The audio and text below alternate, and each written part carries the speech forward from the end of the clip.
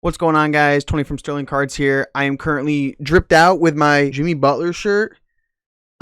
This is kind of going to be a market research type thing, you know, what we normally do. We're going to be looking deeper into grading companies, and I'm not talking about PSA, BGS, CGC, SGC, none of the big ones. We're actually going to be looking into the smaller companies that don't get as much recognition. I feel like it's always cool to shine a light on the smaller guys sometimes because we always get so caught up in the big 4 to 5 companies that we usually forget that there are other services out there. The goal of this video is to spread awareness, generate some insight into what these companies are about, and also it is a great excuse for me to buy some boxes and open them because I am an addict. Okay, so first things first, what grading companies are we going to use? Now that is a great question. I did a little bit of Googling, some digging, some YouTube video watching, and as I was doing that, I was kind of putting together the criteria of what companies I wanted to use, because I don't know about you guys, but I don't want to send my cards out somewhere and then just never ever hear from them again and the company shuts down their website and then I wonder what the fuck did I just do? So things like company reviews, eBay listings, sold eBay listings, YouTube reviews, that's kind of what I'm going for when I'm looking for these companies, to kind of vet them and make sure that I'm not going to get scammed. Also, I'm only looking at companies that grade both sports and miscellaneous cards, not one or the other. And here are the companies that I have found. We have Forensic Card Grading, FGC. We have Revolution Card Grading, RCG. And we also have Technical Authentication in Grading, TAG. So boom, bam, pow. We got them. We got 3 reputable, solid companies that we're going to be reviewing. But like I said before, I'm an addict, so I bought a box of Optic Basketball 2021-2022. So I ordered the box. It came to my house. I picked it up. I opened it. Did I get anything good? No. Did I have fun while opening it? Yes. So we pulled Blue Velocity rookies, and those rookies were Jalen Green, Alpern Sengun. I'm so sorry. I don't know. Like, I feel like some people say it's Sengun, some people say, and Jalen Suggs. All rookies, all from the same box, all Blue Velocity. So then I slapped those bad boys in a randomizer, and this is where they're going. Jalen Green's going to be going to FCG. Sengun is going to be going to RCG. And Jalen Suggs is going to be going to TAG. So I packaged the bad boys up, and I sent them off. Or so I thought.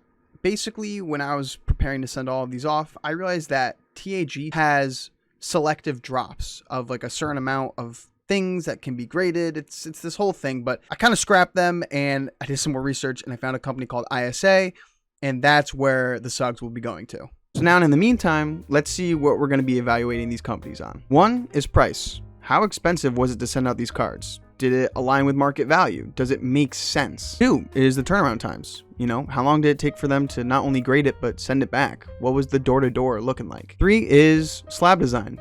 Arguably the most subjective thing on this list. How does the slab look? Does it look clean? Does it look bad?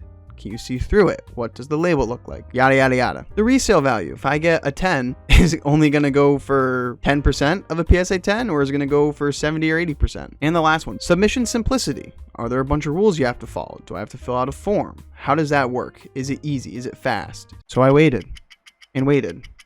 And after a while, I got them all back. And boy, we got some results. Remember, the 5 categories are price, turnaround time, slab design, value, and the submission simplicity. Each of these categories will get a rating on a scale of 1 to 10, 1 being not good, 10 being amazing. The price to submit one RCG card was $22, which is really, really hefty. Considering the fact that the majority of the bigger companies aren't charging this much, really isn't a good way to gain market share. You're not really going to draw people in by having a price so much higher than some of the more notable companies.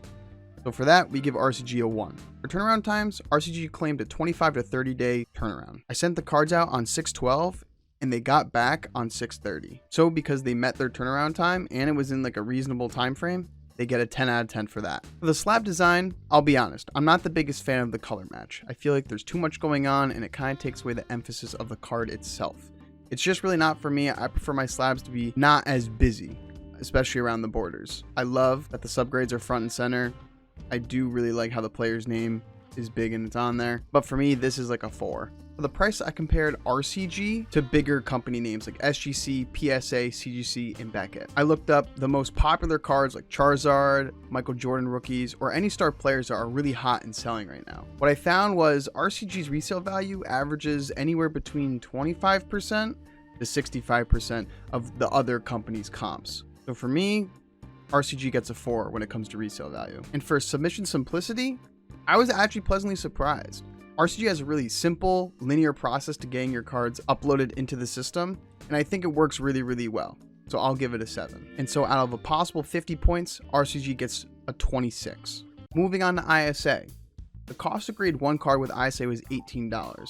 And so it was kind of hovering around what the bigger company's pricing is, which still necessarily isn't the best. It's a lot better than what RCG was, but it's still just not as competitive as I would like it to be for being such a smaller company. So I'm going to give it a 6 out of 10. For the turnaround time, ISA claimed 10 business days. The card arrived to their facility on 6/12 and was actually back in my hand by 6/23. So I got to give it a 10 out of 10 because not only was it lightning fast, but it was also below their time that they said it was going to be. For the slab design, I really, really like it. I really like the black border. I really like the simple label at the top. The color match does look good, but I'm trying not to put that into consideration here. Overall, it's just very clean. The slab feels good when I hold it. I'm going to give it a strong 6. For the resale value, ISA had the largest spread. I saw carts comped at anywhere between 30% to 70% of the bigger company's pricing. However, there was a high volume of sales of ISA slabs, which is always a good sign. So I'll give it a 5 out of 10. ISA's submission simplicity was hands down my favorite one out of the 3 though. It was so simple. It was all online,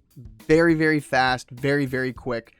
Honestly, like, so good. I'm going to give it a 10 out of 10. And the final score for ISA is 37 out of 50. And the final company was FCG. The price to submit one card to FCG was $14, which was pretty well below what the industry average was charging. For that, FCG gets an 8 out of 10. Turnaround time with these guys was great too. I actually messed up and I actually sent an unlabeled box to their headquarters, and then I emailed customer service when I realized that I had done that. They were super nice, super friendly, super understanding, and got my card back insanely fast after I emailed them. So that's on me, but I give FCG a 10 out of 10. For the slab design, I think this is the cleanest one out of the bunch.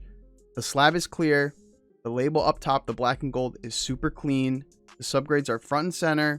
It's just very well put together. It's not busy. It's really, really aesthetically pleasing to me. I give it a 9 out of 10. For the resale value of FCG, while there weren't as many sales compared to ISA, there still were a decent amount, and it seems like people are really, really, really loyal to the brand. I saw FCG resale value anywhere between 35 to 85% of the bigger company comps, and for that I give them a 6 out of 10. And finally, for sub simplicity, FCG had a standard submission form, the whole paper, fill out the lines and all that jazz. And while I understand that is the industry standard, I feel like there are just so many better ways to improve the submission process. And while it's not necessarily a big hassle, it still was somewhat irritating to fill it out line by line. For that, I give it a 5 out of 10.